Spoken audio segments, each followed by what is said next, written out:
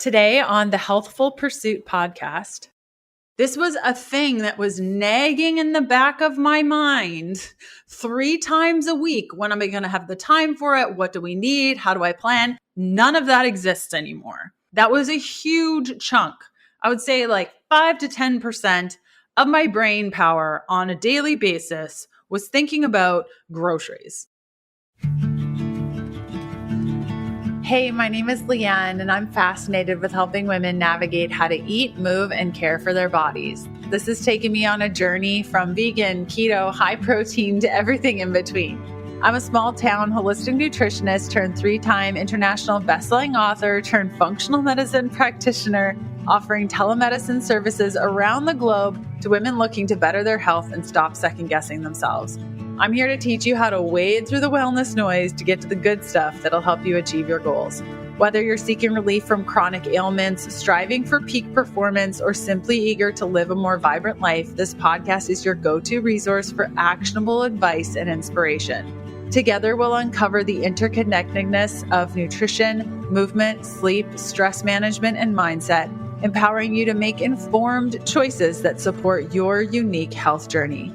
Think of it as quality time with your bestie mixed with a little med school so you're empowered at your next doctor visit. Get ready to be challenged and encouraged while you learn about your body and how to care for it healthfully. Join me as we embrace vitality, reclaim our innate potential, and discover what it truly means to pursue healthfulness.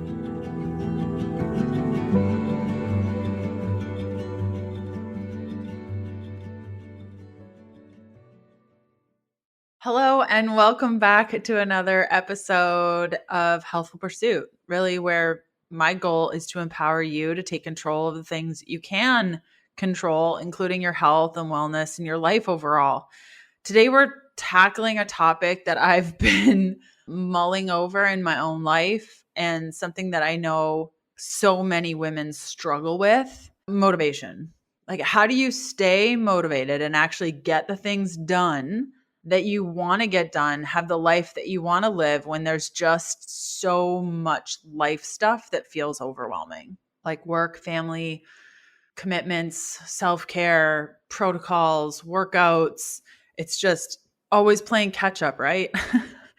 So in this episode, we're going to be diving deep into what I consider to be the top struggles when it comes to motivation with my clients, stuff that I constantly have to unpack in balancing schedules and setting realistic goals, and the role of movement and food preparation, and just the maintenance of motivation, where that motivation comes from. And a big piece to this is organizing your week for maximum productivity. And before you think, oh my goodness, this is going to be a total overhaul, I don't think it needs to be that. It doesn't need to be that. So I'm going to explain what this can look like and how, walk you through a sample themed weekly schedule that you can start to implement immediately to start feeling like there's a little bit more space on your plate without feeling absolutely burnt out. So because the format of this show has changed drastically as I am a human being that changes. And I mean, the very first episode of the show was like before 2018. I think we started the show in 2016, I want to say. And so we're going on 9 years, and the format has changed from question and answer to having guests. And now I really want to be intentional with the time that we get, because I know that your time is so valuable, and I want to provide meaningful actions that I felt like guests weren't providing as much. And so I hope that you can walk away from today's episode feeling like you got something out of it, because I know how tight time is these days. And that's what we're going to be talking about. So how this all came about for me is I am on a pretty strict time crunch to be able to hike the O-Trek in Patagonia. I've mentioned it a couple of times here, and as we get closer and closer to the date, I'm mentioning it more and more and more. And I've been asking myself as I walk for 1 million miles a week, not actually 1 million, but it feels like that, and going to the gym multiple times a day, and just all of it is, why am I doing this? Like what is the magic sauce that's making me show up and do something that I don't necessarily want to do? Like, do I want to wake up early and go for a 3-hour walk, come home, work a bunch, eat a bunch, then go to the gym for 2 hours and come home and work a bunch, eat a bunch and repeat? Like, not really. It's not overly pleasant. But what I want at the end is to go to Patagonia and see a whole new world that I'm excited to see. And so that motivates me to continue to do the grueling stuff, knowing that there is something so exciting. I can't even comprehend what it's going to be like. And sure, there are fears. Surprisingly enough, I don't do well with large groups of people and unplanned things and just all the stuff of traveling. Even though I travel so much by myself, it does bring me a lot of anxiety around new situations. But overall, I'm excited to challenge myself when I get there. And that's motivation enough for me. And so I want to help you unpack some of the reasons why you may not be motivated and why come Friday, you're like, oh, another week. And I didn't do the things that I wanted to do. And I feel totally out of control with the projection of my life. Let's start by talking about why motivation can feel so elusive. For most women, it's not about laziness. It's strictly about two things: overwhelm and lack of a goal underneath the motivation. Like, if I don't want to do something that I don't want to do and I don't know why I'm doing it, I ain't going to do it. And so I think those two things of overwhelm and lack of a goal, if you're overwhelmed with what's going on and or you don't know why you're doing something and you don't have a driving force, then why would you be motivated to do those things? You might wake up with like the best intentions come Monday morning, but by the time you've dealt with emails and errands and last minute requests, and then, Sally needs to be picked up from soccer practice, even though she was supposed to take the bus and she missed it. And now you're running around, your energy is drained. And the last thing you're thinking is, oh, I should really do XYZ that gets me closer to this goal that I have. I think the biggest struggle that a woman faces on a day-to-day basis is competing priorities. And later on, we're going to talk about how I've set up my schedule to allow themes to my day. For example, today is Thursday. I do not meet with clients on Thursday. I don't even open up my client portal. I focus on other things like podcasting and cleaning my house and just key things that need to get done. And when we have these competing priorities, when every day is open to everything, you will be a firefighter taking out fires nonstop. You're going to be juggling work and family and personal goals. And it can feel like there's never enough time for everything because you allow everything to happen every day. So that's one piece we're going to be talking about further on. And then there's an issue of perfectionism. You might hesitate to start something because you're worried it won't be perfect. I chat with a lot of my weekly ongoing clients whom I connect with every Tuesday. Again, you're going to hear a lot of themes in my own life. Tuesday are for check-in clients. Okay, so on Tuesdays, I pay attention to nothing. I'm not answering emails. I'm not, chatting with other clients. I'm not scheduling clients. I'm strictly there for open office hours for my clients who need me on a weekly basis. And most of the conversations that I have with a client at some point has to do with the fact that they're not doing the thing that we planned on them doing because they just don't enjoy doing it because they're not good at it, or they know they're not going to be good at it, so they don't do it. And let me tell you, it is a certain kind of torture when you are a person that likes everything a certain way and you're doing something and you feel terrible doing it. Case in point, my experience with squats. I hate squats with a passion. And whenever I talk about the fact that I hate squats on Instagram, people say stuff like, well, don't do it if you don't enjoy it, or find another thing that you enjoy better. Life's too short to do things that you don't want to do. But I know that in the long term, even though I hate squats, I hate doing them, I get discouraged, I'm not good at it. I'm not seeing progression like shorter individuals who have shorter femurs and therefore just have better stability in the squat. Like I hate them so much. But I know at the end of the day, the squats are the best movement for developing the strength that I want to develop. And why do I want to develop that strength? Well, because both my grandmas, when they were aging, fell multiple times, multiple hip injuries, multiple issues. Watching my mom experience Parkinson's and just all of the complexities that come with this illness, including just the annihilation of your muscle mass, that motivates me. Every time I go up to that squat rack and I'm really frustrated and discouraged one more time that I can't do the lift great, I just think, well, if I look back to 3 years ago when I couldn't even squat, like I would put a bar across my back and I would drop down about 3 inches. I've made progress. It's about the progress piece, not the perfection piece. I think another issue that we deal with is the lack of structure and the lack of a clear plan, kind of going off the heels of the squats. If you're going into the gym and you're just like, I'm going to do a little of this and do a little of that. Or you go into the grocery store and you're like, I'm just going to grab this and that and kind of see what happens. But every week you end up throwing out most of the food. Or if you get into your day and you're just spending the day putting out fires instead of focusing on your priorities or not even setting priorities, that lack of structure is affecting your ability to stay motivated because you are overwhelmed and you're lacking a clear goal. Another contributor to this has to do with energy. If you're not, it's kind of this catch-22, and I chat with my clients about this all the time.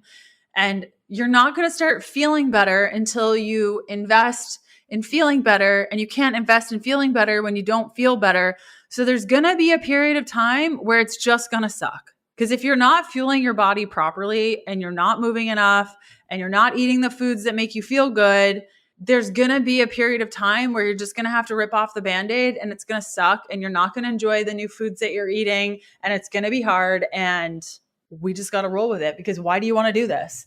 And if that suck, like the daily grind, in my case, when I step in front of that squat rack and I'm like, ugh, I don't want to do this. If I don't have a goal, if I don't have that vision in mind, I'm going to walk away from that squat rack. And probably in the last 3 years, I've walked away twice.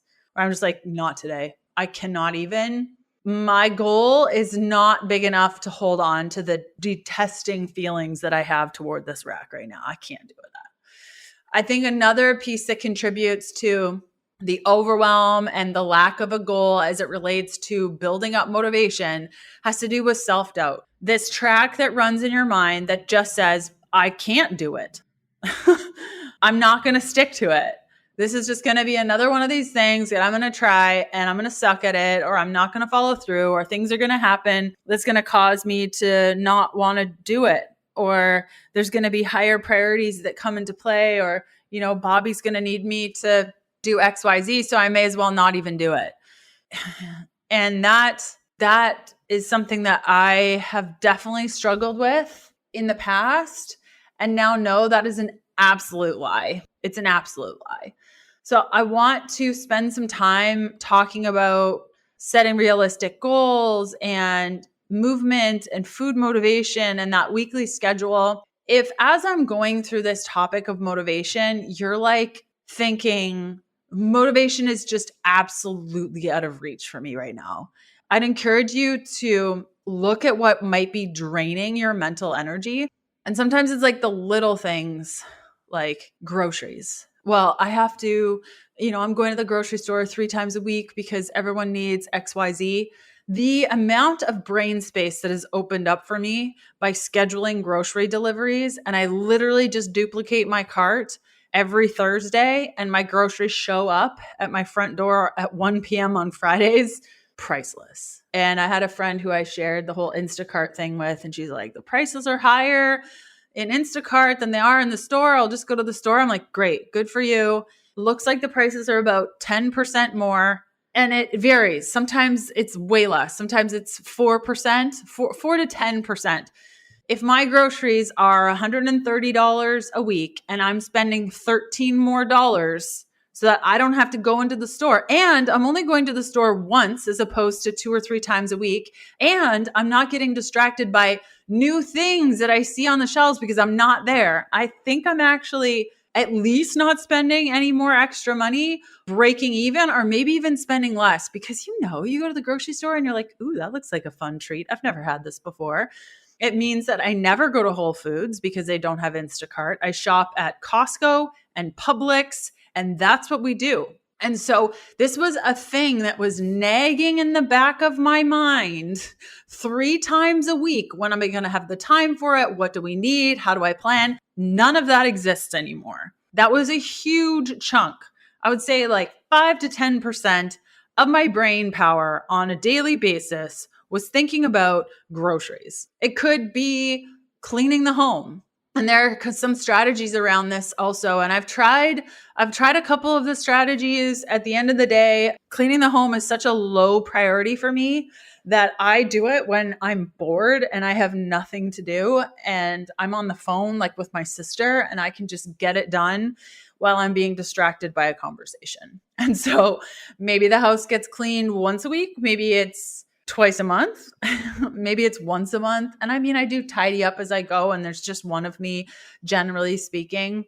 And you might even be like, you know what? It's worth getting somebody in here once a month to just clean it. So that's off of my to-do list. Or there are items that you've committed to that you can go through and say, I can't do this anymore. There was a really good book that I recently read. Let me look up the name for it. Pleasing People by Lou Priolo. Priolo. And a huge takeaway there, spoiler alert, the only one that we can please is God, because his requirements of us never change. But people's requirements of us changes, and we can never make everyone happy all of the time. And that was such a release for me. There was a day when I was traveling through Azores. I was on Pico Island, and I realized that I was trying to do the next thing on my plan so I could get the pictures, so I could share the pictures, so I could impress people with where I was and what I was doing. And that was the day that I removed the Instagram app from my phone for the rest of the trip. And I asked myself, like, what is the motivating drive of my life right now? Like, what is motivating me forward? And though I hate admitting this, I think, and I don't think that I'm alone in this, at that point, I realized that I was more in the business of pleasing other people than I was about pleasing God. And I cared more about the opinions of others than I cared about the opinion of God. And so taking some time to just go through what's draining your mental energy, this could be an actual list of things that you cannot do anymore, list of things you need to ask for help in, list of things that you're just doing to please other people and it's pointless. And then sometimes it's a state of mind of that capacity that you're just taking up and thinking about these things that don't actually need to be thought about as much. Like in the case of grocery shopping, even if you're just like Instacart, Leanne, I hate Instacart. It's terrible. I've never had those experiences. I love my Instacart humans. They pick all the right stuff for me, but I know that sometimes people just don't pick the right items and then you get bananas and they're rotten and all that kind of stuff. Maybe it's that you set boundaries around mom only shops for groceries once a week. So if I didn't get what you needed, we're going to eat what's in the house. Period. End of story. And so if you're just having a hard time with this motivation conversation and you just feel locked, I would encourage you to spend some time looking at what's draining your mental energy. I would encourage you to ask yourself, who am I doing this all for? Is it for me? Is it for God? Is it for others? And just assess what's going on there. There is a product by a company called Make Wellness called Focused. And for me, having been diagnosed with ADD, gone on the whole keto journey, which really solved my problem with ADD. When I started increasing my carbohydrates again, I did struggle a little bit with feeling a little bit more scatterbrained. And I had a hard time focusing on one thing after another, which is something that I've always struggled with the ADD, is there's just like so many things all at the same time. And so I use the Focused product by Make Wellness to kind of help me hone in on one thing at a time and really get into the zone. So I'll include the link in the show notes. It's healthfulpursuit.com/focus. That's healthfulpursuit.com/focus. That's FOCUS. And if you're just feeling like, Leanne, all these tools are great, but like, it doesn't matter, I can't get into the zone. What I like about Focused is that it uses nootropic ingredients to support memory, focus, and mental clarity, as opposed to the other options out there that kind of wind me up more and don't help. So that's a resource for you if you want it. Feeling drained, achy, or unable to focus, your body might be asking for electrolytes. I've been using Element every day for years because it is the most effective electrolyte mix that I've found. Packed with sodium, potassium, and magnesium in the right ratios, Element helps tackle fatigue, muscle cramps, and even sleeplessness caused by dehydration. It's sugar-free and full of amazing flavor. My favorite way to enjoy is either mixing the citrus salt with some sparkling water for a really delicious afternoon pick-me-up. Or if I'm in the mood for something a little warmer, I'll add the chocolate caramel to my protein shake and heat it up. Oh, it's good. Electrolytes play a crucial role in hydration, nerve function, and hormonal balance. Whether you're active, following a low-carb diet, or just needing to feel a little bit more balanced, Element can help you feel like yourself again. And now you can try it risk-free with a free sample pack included in your first order. Head on over to drinklmnt.com/KDP to get your free sample pack today. Your body will thank you for making the switch to better hydration. Okay, let's moving on to the goal part of things. Because if you remember when I said when motivation feels hard, it's either that we are overwhelmed and therefore can't be motivated in the things that we want to get done, or that we're lacking in an actual goal. And I see this a lot with the weight loss goal of, if I can just be, I don't know, pick a number, 175 pounds. If I could just be 175 pounds, everything would be easier. I can tell you right now, I've been in a large body. I've been in a smaller body. I've been in a muscly body. The problems are the exact same. It really doesn't matter. It's not a strong enough motivator for most people to get the change required. Like say I'm just picking out numbers. Say you're 250 pounds and you want to get down to 175 pounds, and you have a lot of lifestyle factors that need to be addressed, food factors that needs to be addressed, emotional factors that need to be addressed. Saying, I want to be less in weight is not enough of a motivator when push comes to shove and you're hitting against some really traumatic events that have happened in your life. And you're like, I would rather eat my feelings right now. And I've been there. So why? Why do you want to be 175 pounds? What life do you want to live? What things do you want to achieve? Like I said, the thing that got me started with working out was when my parents came to visit. It was the first time that I had seen my mom after being diagnosed with Parkinson's. And she is a strong woman, and I look up to her so much. But to watch this illness rattle her has been my motivation. Absolutely. Every time I struggle, I'm like, because it's a little bit out of touch to think that we're just going to have the bodies we're going to have forever and everything's going to be hunky dory. I mean, you hope that way, but as you age, the body changes. And I want to go into that as strong as I possibly can. And how I do that is taking care of myself, both mentally, physically, spiritually, emotionally, and making sure that I'm doing everything that I can within the reasons of, not becoming crazy about it, to protect the future, not only my future, but the future that I have with my husband, if that makes sense. So when we're setting realistic goals, one of the key things to stay motivated is to be setting those goals that are meaningful and manageable. So when you're standing in front of that squat rack and you're like, I don't want to do squats. Well, do I need to do squats to lose weight? Not really. I can do something else. Okay, peace out. You're building grit. And that's why I'll never understand when people say stuff like, oh, you don't have to train for Patagonia. You lift weights. Like, just show up to Patagonia and you don't have to train to walk. Well, first off, I live at sea level. Patagonia is not sea level. We are thousands of feet above sea level there. And I know my cardiovascular system will not be able to handle that, nor will my very weak lungs. So absolutely, I need to train for that because I don't want to be stuck on the side of a mountain struggling and not enjoying it. And so the training I'm doing now is creating grit for the time when I just have to suck it up and get it done. And I think a lot of us have lost that ability of like, it's too uncomfortable. I just don't want to do it.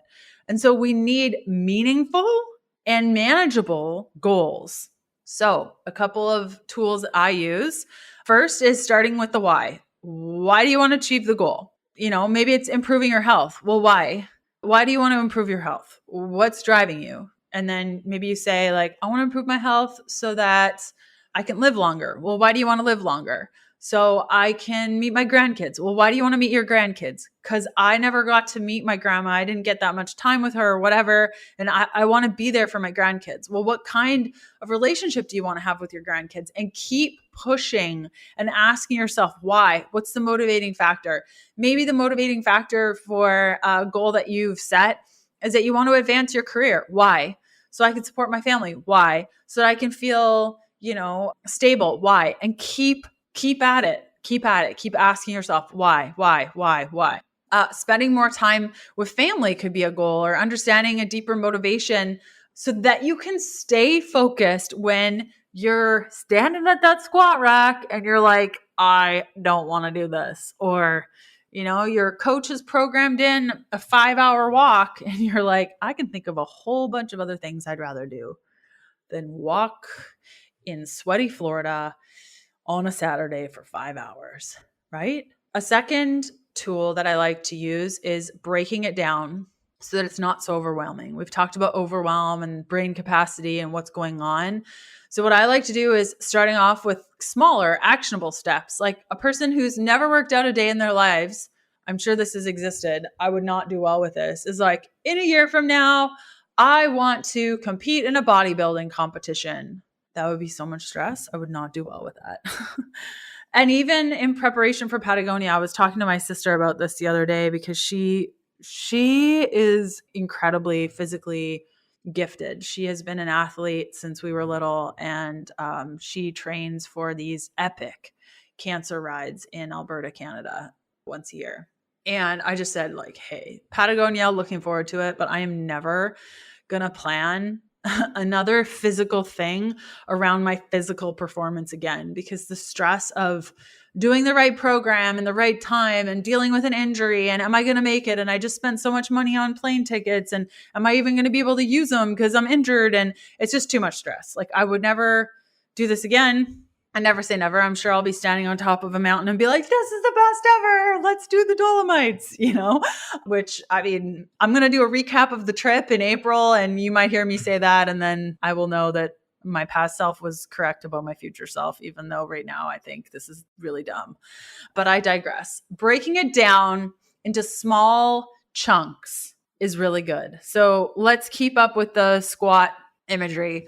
When I first started squatting, I couldn't get down into a squat. So instead of even trying with a bar, I put a little bench in between my legs without anything on me. I just squatted down onto the bench. And when I got close to the bench, I would sit down and then I would get up and then I would do it again. And when I got really comfortable with that, I put the bench behind me. When I got really comfortable with that, I put the bar on my back and I kept using the bench. And finally the bench went away and then weight got put on the bar. And last week, actually, I squatted my body weight on the bar for 10 reps. Pardon me, 160 pounds on that bad boy. And I squatted it 10 times. And so had I started off with squatting in, I think it was February 2022, maybe 2023, actually. Had I started off being like, I'm going to squat 160 pounds. What? Absolutely not. I couldn't even dip down to a squat. So you know what I'm saying? Like break it down. Instead of, I want to write a book, start with, I'm going to write 500 words today. I'm going to think about what an outline would look like and just start there. Another piece is using SMART goals that can be set apart from just one area. So what I mean by that is SMART, it stands for specific, measurable, achievable, and relevant, as well as time bound. So for instance, saying, I want to get fit is not like, what does that mean? That I want to get fit. Like my idea of getting fit is very different than your idea of getting fit. Right now, I've had to completely shift over my strength goals where I was trying to build muscle and look like a scary muscle lady over to, I want to be able to climb a mountain. So all of a sudden my muscle is not so muscly. My muscle ain't muscling and my cardiovascular system is getting a workout. So both of them were fit. But if somebody were to look at me 3 months ago versus now, they'd be like, okay, something happened there. Yeah. But our definition of fit is going to be different. So instead of saying, I want to get fit, you could say, I want to work out for 30 minutes twice a week for the next 2 months. Or I want to hit a step goal of 3,000 steps per day. Like that's a specific, measurable, achievable. So it's not going to be crazy. Like, well, I'm not walking now. I'm getting about 1,500 steps a day. So I want to walk for 3 hours a day starting tomorrow. Okay. Good luck with that. You know what I'm saying? So they're achievable and they're relevant, meaning in the case of the squatting example, I'm not going to go from not being able to squat to thinking that I could put weight on the bar and just do it. Like that's not relevant to anything. Another piece of relevancy when it comes to goals is if I want to hike a mountain, I'm not going to set a goal of getting the heaviest shoulder press over the next month. The shoulder press is not going to help me. What will help me is going on the bike more or walking more or focusing on ankle strength. So it needs to be relevant to the overall goal that we have and time bound. So the time bound part freaks me out, especially when it's around an event. And this is why I got out of triathlons and marathons because it was too much stress around the time-bound event. But you can set your own of for the next month or the next 2 months or over the next week, etc. And then it's really important, and I don't do this enough, I'm trying to get better at it, of celebrating the progress. So not waiting until you reach the absolute finish line to celebrate. There was a moment where it was probably about 6 months ago. I was doing a squat and I was like, wow, this ain't too bad. I feel a lot more stable than I did a year ago. I took myself out for coffee after that. And I was like, girl, look at you. And when I hit the 160-pound squat, I bought a new sweater. And now I will forever think of it as my squatting sweater. I'm actually wearing it right now. So let's talk about the role of movement and food and motivation. Because like I said previously, when we are not feeling good and we're constantly trying to get out of the not feeling good, but in order to not feel good, we need to feel better. And in order to feel better, we need to eat better. And in order to eat better, we need the energy to eat better. And we can't because we're exhausted. But the food that we're eating is making us tired. And therefore we don't feel better. Do you know what I'm saying? So there is a connection between our physical health and our ability to stay motivated.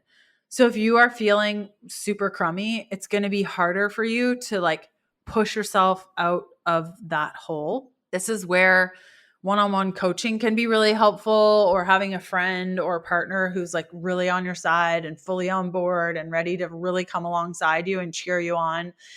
And, I often tell my husband when he's home, hey, I really need to go to the gym today. If I don't go to the gym, that's not going to help me with my goal. Could you, by 2:00, if I haven't gone to the gym, could you literally throw my shoes at me and push me out the door? I really need you to do this for me.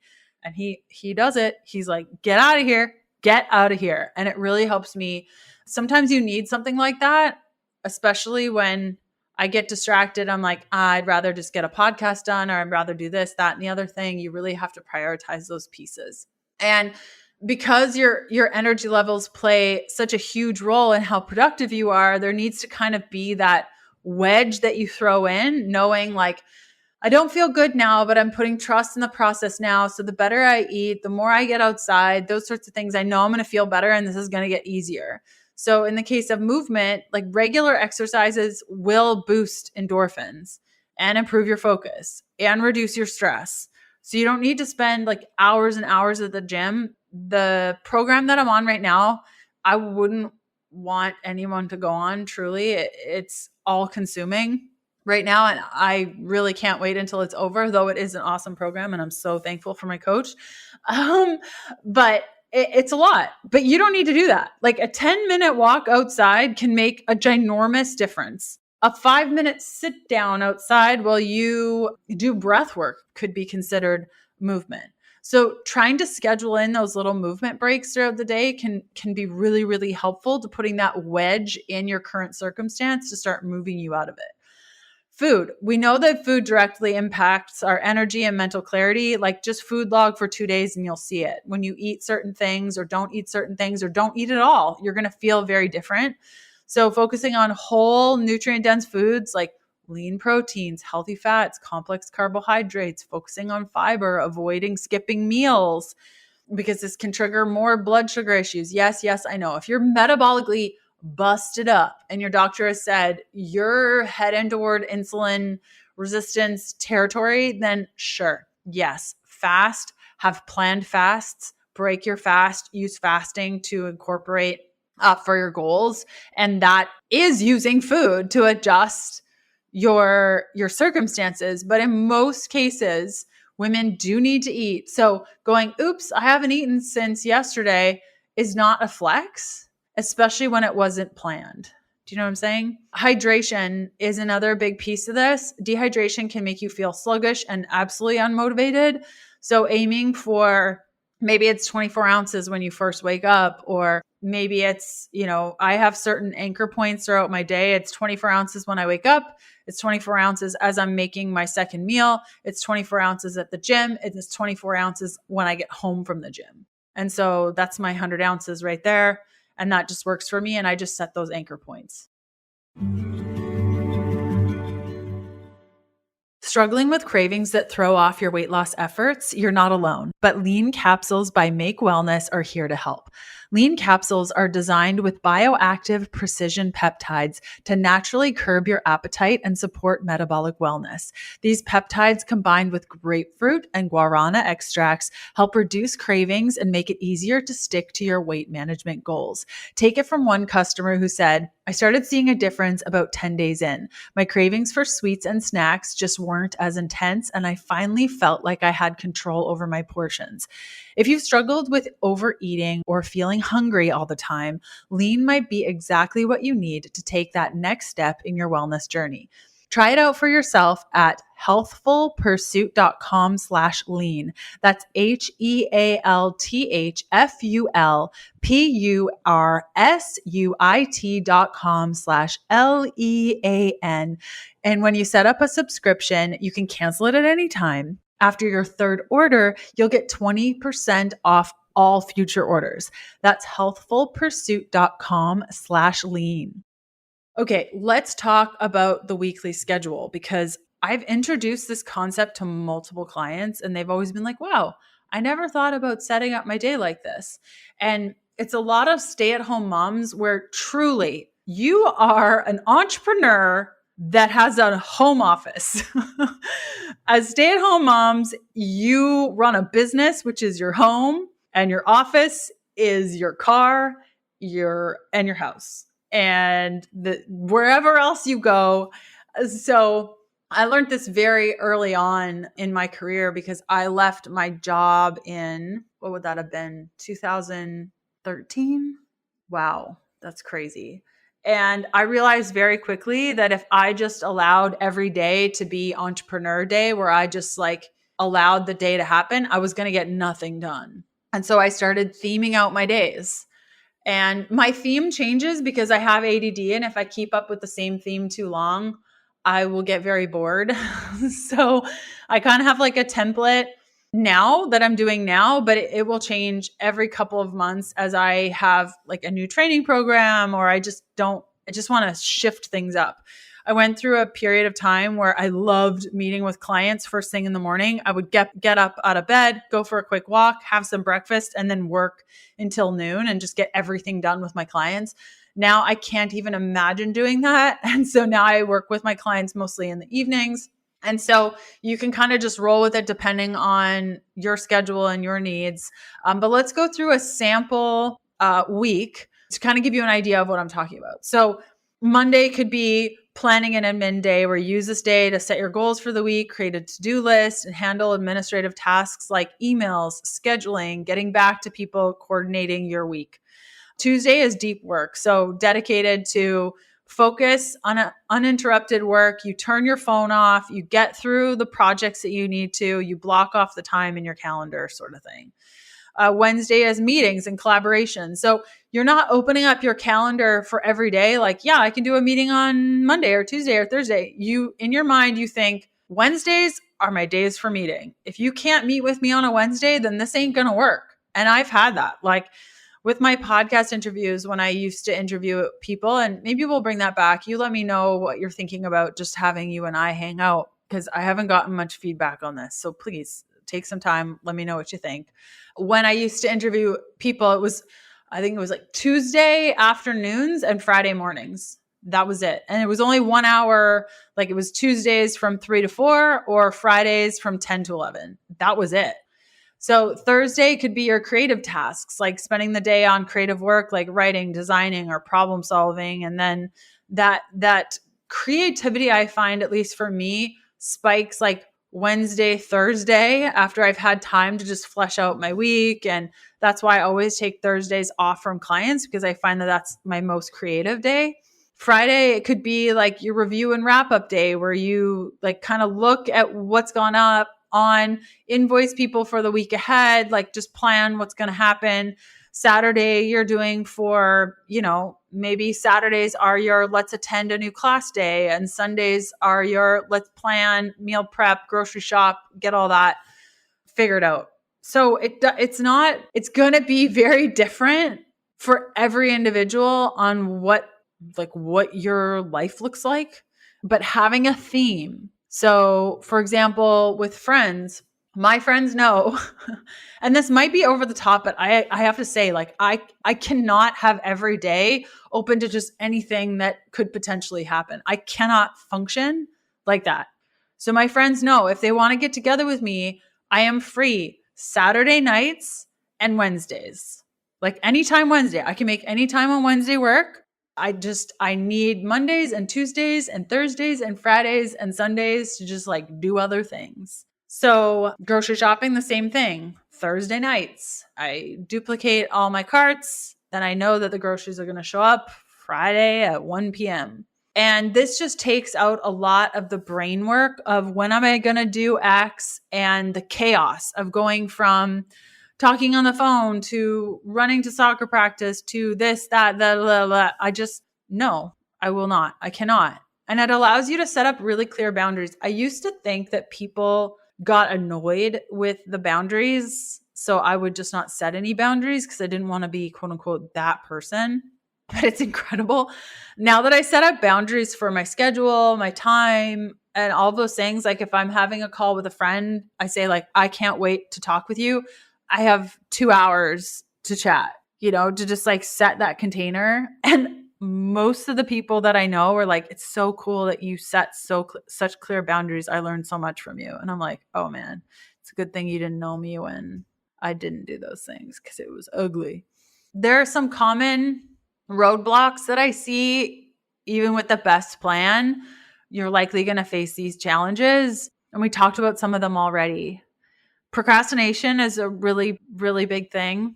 Usually I find procrastination being a thing when I don't want to do the thing that's in front of me and I'm coming up with excuses and I leave it till the very last minute, usually because I don't enjoy doing it. So it's either, how do I get rid of this thing forever because it's not working for me?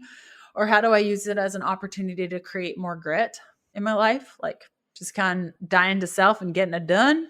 And sometimes it's a matter of like setting the right stage. Like if I'm tired, like for example, after this, I need to go to the gym. And ideally I want to be at the gym in 30 minutes. Okay, let's just go through my mind on this. So it's 1:30 right now.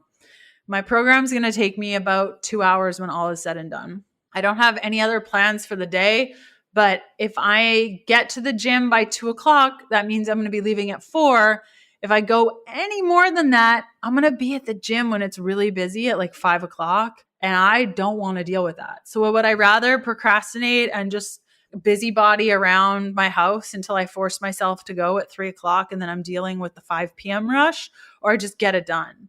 And so you can start to kind of play games with yourself, like, do I want this or do I want that? Because it's going to happen. So do I want this option or that option? Or sometimes I bribe myself of, okay, well, if you don't want to go to the gym now and you want to deal with the 5 p.m. thing, how about we have a bath? That's really nice. It's chill. And then we're going to go to the gym. That sort of thing. Distractions will also cause major roadblock situation. That kind of goes back to the beginning of our conversation around like setting up themed days, because, oh my goodness, can a morning get eaten up by something that you weren't planning? And then you just got to prioritize, like knowing that if I say yes to this thing, I'm saying no to what? Having dinner ready? Because like something's got to give. And usually that is our own goals and priorities and the things that we're working on. And so you just have to ask yourself when you're hit with something new that you weren't planning, am I willing to give up my afternoon walk for what's happening right now? Another piece is burnout. When we're just like taking too much on and saying yes to absolutely everything, those commitments are going to take over your priorities. And so saying no is literally the best. And then another roadblock is thinking that you can't do it. How many times have I been like, I just don't want to do that because it seems like I'm not going to be very good at that, or it's just not going to come together well. And that can be a huge issue to just getting things done that you know that you want to get done. And it's just a matter of asking yourself, like, again, what's my goal? Why? Why do I want this? Why do I want that? What's the goal driving me forward? Because if it's just, I want to lose 50 pounds, that's not going to motivate you when, you're dealing with negative self-talk. Does that make sense? So I want you to walk away from today knowing that motivation isn't about willpower. It's about creating an environment and a routine, that schedule, whatever that looks like for you, to set yourself up for success. Like if I know on Thursdays that I have to go for a long walk and I also have to go for the gym, I'm not going to book 4 clients on Thursday because I know that I will not get both of those things done. So which one do I want more? Which one do I need to get done? If I need to help those clients, either I schedule them on another day, or I change up my program, or I don't do my program and I talk to my coach and we change it up. Like you can't do everything, and you need to set realistic goals so that you begin to trust yourself with the goals that you've set, so you achieve the goals and you prove to yourself, hey, this is awesome. I can actually do hard things. And by prioritizing your physical health, you feel better. You're more fun to be around. You create clearer boundaries, and you actually enjoy the day-to-day life. Like I'm enjoying putting some socks on. My feet are so freezing. It's so cold here today. But putting some socks on, going to the gym, listening to my music, drinking my Kiana and just having a good time, because I'm not going to be rushed for the next thing. So if you found this episode helpful, definitely share it with a friend, because I know us ladies just really struggle with this, of struggling with where we put people first, where that motivation is, wanting to please people. And so I hope that something that I shared here can help you take control of the areas of your life that you can control, your time, your energy, where you put that consistency, because it does exist. It's just sometimes we're getting pulled left, right, sideways, inside out. So creating those boundaries around your day has been very, very helpful for me. So enjoy the rest of your week, and I will see you back here for another episode of Healthful Pursuit. Bye. Thanks for listening to the Healthful Pursuit Podcast. Join us next Tuesday for another episode of the show. If you're looking for free resources, there are a couple of places you can go. The first to my blog, healthfulpursuit.com, where you're going to find loads of recipes. The second is a free parasite protocol that I've put together for you that outlines symptoms, testing, and resources to determine whether or not you have a parasite. plus a full protocol to follow to eradicate them from your life if you need to. That's available at healthfulpursuit.com/parasites. And last but certainly not least, a full list of blood work markers to ask your doctor for so that you can get a full picture of your health. You can grab that free resource by going to healthfulpursuit.com/labs. The Healthful Pursuit podcast, including show notes and links, provides information in respect to healthy living, recipes, nutrition, and diet, and is intended for informational purposes only. The information provided is not a substitute for medical advice, diagnosis, or treatment, nor is it to be construed as such. We cannot guarantee that the information provided on the Healthful Pursuit podcast reflects the most up-to-date medical research. Information is provided without any representation or warranties of any kind. Please consult a qualified health practitioner with any questions you may have regarding your health and nutrition program.